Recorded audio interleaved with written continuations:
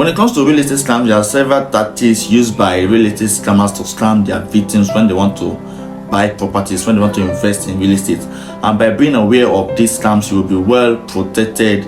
You'll be knowledgeable to know when you are falling into a real estate scam. So in this video, I'm going to be revealing to you some tactics used by real estate scammers when they want to scam their victims. And in case you're meeting me for the first time, my name is Chris Aseka. Please do well to subscribe to our channel. Click on the bell notification so we'll notify when we post new videos, and also do well to give this video a thumbs up. Now, what are the tactics used by these real estate scammers when they want to scam their victim? Number one is high pressure tactics. How do they go about it? After showing you a property, they will mount a lot of pressure on you to pay very fast, or else someone else is going to pay for the property. They will tell you that you are the fourth person that have inspected this property, and everybody that have inspected this property, they indicated interest. They say they want to pay for the property. In fact, the last person that came and inspected this property collected our account number. He said he's going to the bank to make transfer immediately, but we cannot keep waiting for him. So anybody that pays first is the person who owns the property. They will put a lot of pressure on you that you will not even have time to conduct proper due diligence on the property you want to buy. Whenever you are being given such kind of pressure, be very, very careful, because you might be falling into a real estate scam. The second tactic used by these real estate scammers is creating fake identity. They will create fake identity claiming they are who they are not in order to get the trust of their clients. They will tell you that they have worked in Shell for 20 years before they resigned and they started doing business. They will tell you a lot of things just to gain your trust. Whenever they are giving you this fake identity, be very, very careful. Some of them may even tell you that they are police officers. They will show you fake ID card, telling you that they are police officers, that they work in social division, because they know that you may not have the time to verify those information.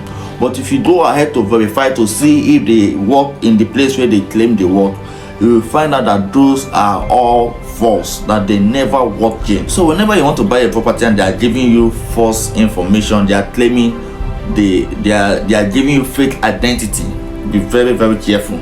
You might be about to fall into another real estate scam. If the person who is selling the property to you tells you that he is the MD of social company, go and confirm if truly he is the MD of that company he mentioned. If he tell you that he's working in social place, go and confirm if truly he's working in social place. If you found out that they are giving you fake identity of who they are, or what they own, or where they work, please move away, because you might be falling into another real estate scam. The next one is forgery of documents. Fake CFO, fake survey plan, fake deed of assignment. Everything that they are presenting to you as the document of the property is fake. Whenever you see such, please run away. This is one of the most common one. Most of the documents you see are the core property document. Most of them are forged. And of course, if you have watched my previous video, I said that if you want to confirm the authenticity of this document, you have to go to the ministry, you have to go to the Surveyor General office to confirm the authenticity of this document that were presented to you as the original document of the property. The next one is unrealistic offer. You know quite well that in a particular location, a plot of land goes for as high as 20 million naira, but they are giving you in that same location for 5 million naira. You might be falling into another scam. Whenever they are giving you something that is too good to be true, giving you unrealistic offer, you might be falling into another scam. In real estate, when something is too good to be true, it is most likely not true.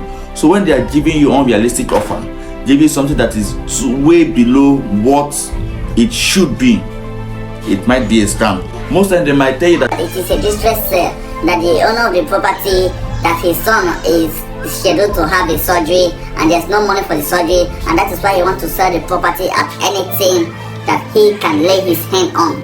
Be very, very careful. It might be another scam. So if you are giving unrealistic offer, be very careful. That is another tactics of most of these real estate scammers. Be careful. The next is demanding for upfront fees. You have not seen the property that you want to buy. You have not inspected the property. They have asked you to bring consultation fee. They have asked you to bring bush entry. They have asked you to bring matching grant when you have not seen the property. Whenever they are coming with all of this, be very careful.